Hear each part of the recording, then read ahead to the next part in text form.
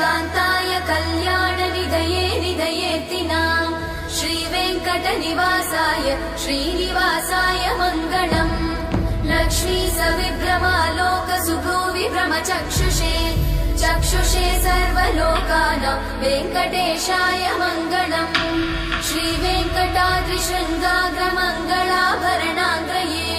मङ्गलानां निवासाय श्रीनिवासाय मङ्गलम् सर्वावयव सौन्दर्य सम्पदा सर्वचेतसां सदा सम्मोहनायास्तु वेङ्कटेशाय मङ्गलम् नित्याय निरवध्याय सत्यानन्दचिदात्मने सर्वान्तरात्मने श्रीमद् वेङ्कटेशाय मङ्गलम् स्वतः सर्वविदे सर्वशक्तये सर्वशेषिने सुलभाय सुशीलाय वेङ्कटेशाय मङ्गलम्।